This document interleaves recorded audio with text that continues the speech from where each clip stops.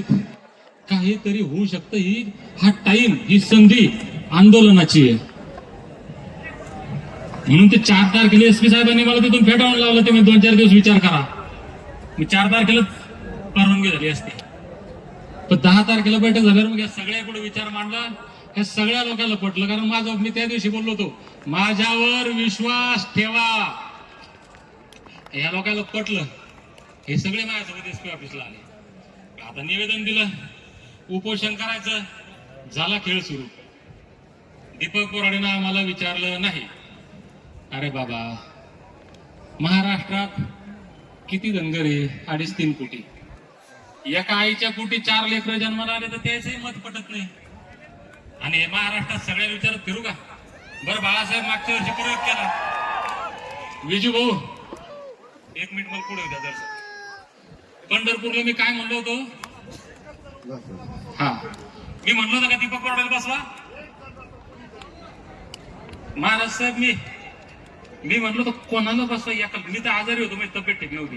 म्हणलं मी नाही बसत, पण मी उपोषणाला बसव हा आग्रह पांडुरंग अण्णांनी धरला होता. ते म्हणे याच्यात ते बसतील ना, याच्यात ते दम नाही म्हणे. ते आंदोलन तू काय झालं बाबा? शांतता ठेवा, काय नाही झालं. वर नका जाऊ, बस बस बस बाजूला व्हा. त्या वायरापासून फक्त त्या तारापासून दूर व्हा. तारापासून दूर व्हा. बसा जागेवर. बाबा, तुम्ही तारापासून दूर व्हा रे. तारापासून दूर व्हा. सरकार तर त्या बैठकीत वेळच नाही बसला. तमाशा 50-100 उपोषण करते. शेवटी 6 बसले. 6 विचाराचे 6. त्यातही थोडस कमी जास्त झालं. आंदोलन डाऊन झालं, उठलं, भांगडी झाल्या. पण त्यात पॉईंट नव्हता संजू भाऊ फटांगडे. म्हणून मी यावेळेस कोणालाच नाही विचारलं, एकालाही नाही विचारलं. म्हणलं दीपक बोराडे उपोषणाला बसल. आणि जल धनगर जमाती प्रति प्रेम आहे, आरक्षण मिळाव ही ज्याची प्रामाणिक भावना आहे. बापूसाहेब, ज्याच्या मनाविषयी खरंच आग आहे, ज्याच्या मनात खरंच राग आहे, तो प्रत्येक माणूस महाराष्ट्राचा दीपक बोराडेच्या मागे उभेल हा विश्वास होता मला. उपोषण करायचे हौस नाही बापूसाहेब. ज्याला खरंच मी म्हणतो ना, मी त्या डॉक्टरचे सगळे रिपोर्ट फेसबुकला टाकतो. आता डॉक्टरचे व्हिडिओ बी घेतले आहे ना मीडियावाल्यानं. डॉक्टर म्हणते त्याला ऍडमिट करा, लय त्रास होतो याचा. पण म्हणलं पर्याय नाही, कारण इतके वर्ष घातले समाजासाठी. एक शेवटचं करून पाहा. आता तुम्ही म्हणसाल याच्या शेवटच्या लढ्यात आरक्षण देतो का? आता शेवटाकडे येतो मी, कारण लय झालं आता. तर 1-2-3 गोष्टी क्लिअर झाल्या भावांनो. उपोषणाला एकट्या बसण्यामागे काही स्वार्थ नव्हता. आणि दुसरी गोष्ट, डॉक्टर साहेब, तुम्हाला अतिशयोक्ती वाटेल, दीपक बोराडे सारखा दुसरा चेहरा बी नव्हता. काय म्हणणं बोला? अरे ऐका, दुसरं कुठेही बसलं असतं.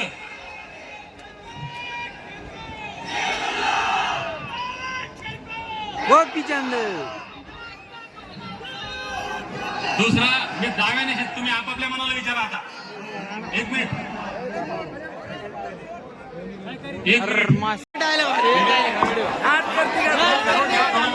अरे खालच्या तुमच्या अंगावर पडला तुम्ही मारसाल रे.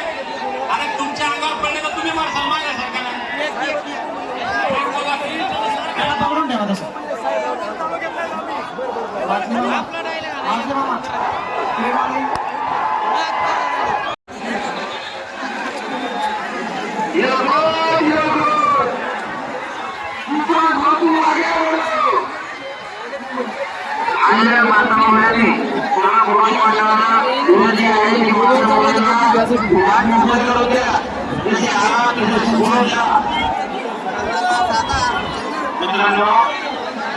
सर्वांची विनंती आहे, आपल्या आई बाबांसाठी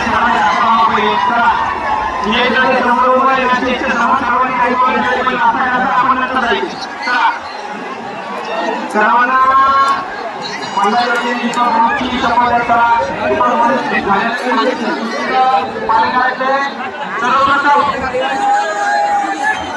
भैया शे समोर भैया सर्वांकडे घ्या. सर्व इकडे घ्या. भैया भैया काका काका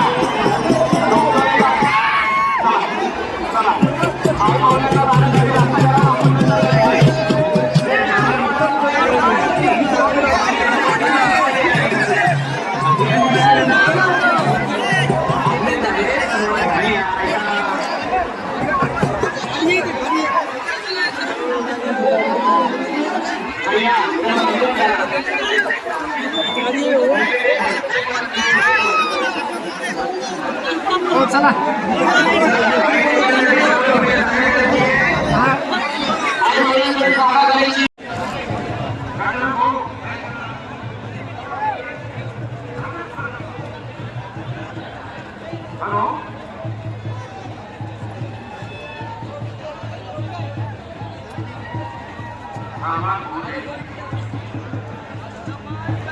सगळ्या मालक बांधवांचे मनापासून आभार.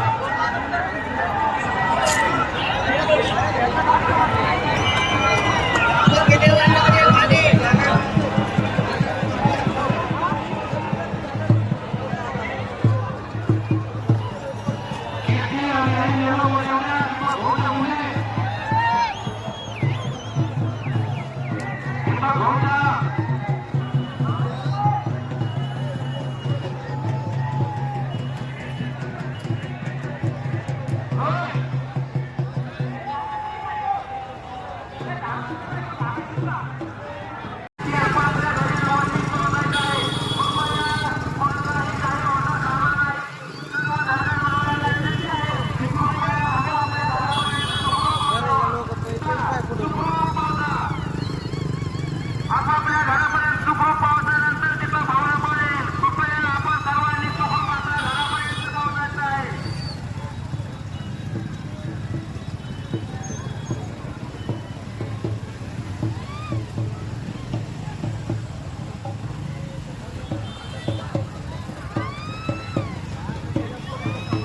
चांदणी नावाची डोंगरगावची मुलगी या ठिकाणी हरवली आहे. तिने स्टेजवरती घेऊन यायचं आहे. ज्यांना कोणत्या चांदणी नावाची मुलगी सापडली असेल त्यांनी स्टेजकडे घेऊन यायचं.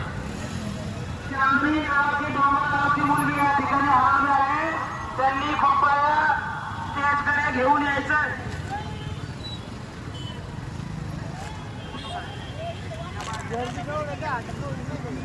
काय पण आता हे पाय ना आता हे कसं आहे पुढे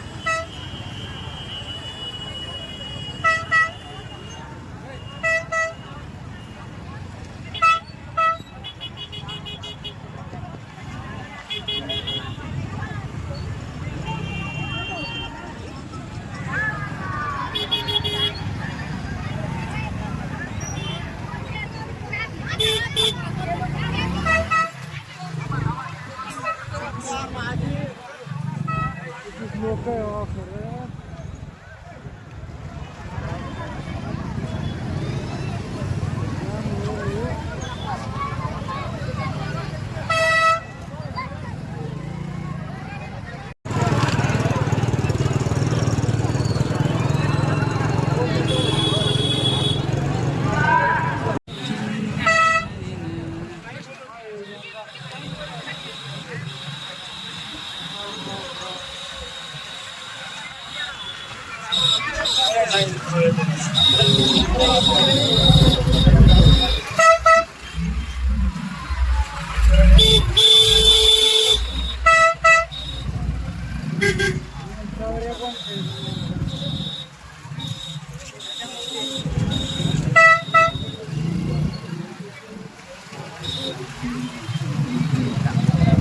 फोटो मागवले गाडी आहे बाबा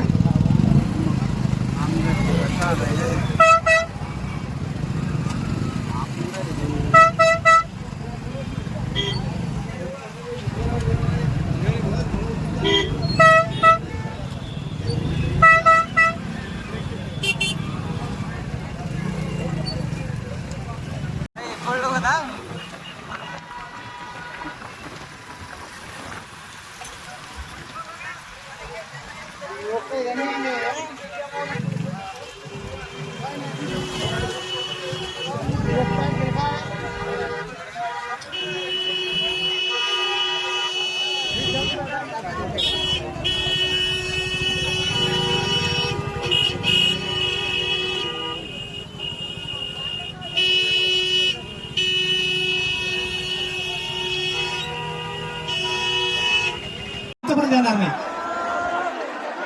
बस हे बघा दीपक भाऊला ऐकायचं आहे ना सर्वांना, ऐकायचं आहे का नाही? हात वर करून सांगा. तर दीपक भाऊला ऐकायचं ना, तर ते वायर तिथं वायरमन आलेला आहे, त्याला मोकळं करून द्या. जागा मोकळी करा पहिले, पटकन जागा मोकळी करा. दीपक भाऊ तुम आगे बढ़ो, अरे दीपक भाऊ तुम आगे बढ़ो, दीपक भाऊ तुम आगे बढ़ो. असं कसं नाही, हात वर करून घोषणा द्यायच्या. पिवळं वाद